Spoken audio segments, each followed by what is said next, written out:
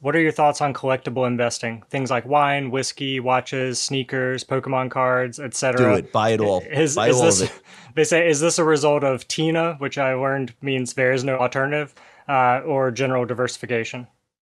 I would say that this is a result of two things: one, technology, and two, zero interest rate policy. So, for example, I was very happy to have my money last year in a Marcus high yield savings account, high yield, giving me 2.25%, whatever it was.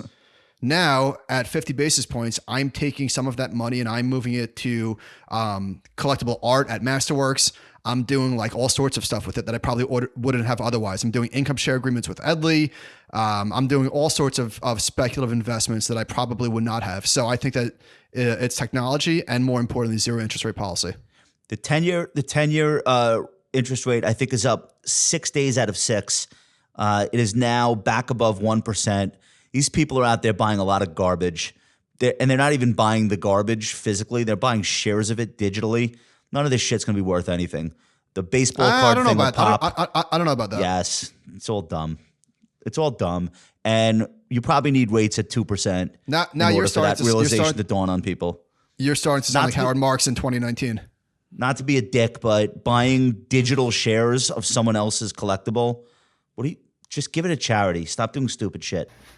So on my channel 1 to 2 years ago, I brought up the idea of the disposition effect. It's a classic behavioral finance bias. It's closely related to loss aversion or the sunk cost fallacy.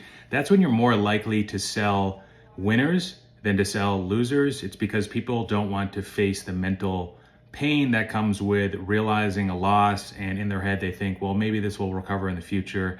I just don't want to take a loss on it, even though the asset that's appreciated in value that they own, that they're more likely to sell, might actually be a better asset to hold in the future, might lead to additional appreciation versus the bad investment, which might continue to go down. And I bring this up because, of course, over the last 9 to 12 months, with most of those different alternative asset classes, whether it be collectibles with cards and fine art, whether it be cryptos or NFTs, we've seen those prices come down quite a bit across most of the segments within each of those markets. And I think it's in large part because of the increased savings rate that we've seen over the last 9 to 12 months. So I want to spin this a little bit of a different way, in that, not just taking losses, but also if you bought something between November 2021 through January of this year and you paid $80 for it, and today you can sell it for $80 and break even, I would argue that that might be not just a good return, but a very good return relative to the returns across other assets. Yeah, okay, you could have put that money into maybe energy, or you could have put it into rice and beans, but other than that, most asset classes have gone down. And considering, again, the increased interest rate, considering liquidity drying up across the economy, I think that a 0% return, 0% gain, I think that that's perfectly fine and actually probably a pretty good outcome. I think you'll have to go back to your original investment thesis and ask yourself, what's changed? Because it might not be a good time to sell everything at a complete break even, but I think in a lot of cases, more often than not, it could be a prudent decision. All right, guys, Wilmington out.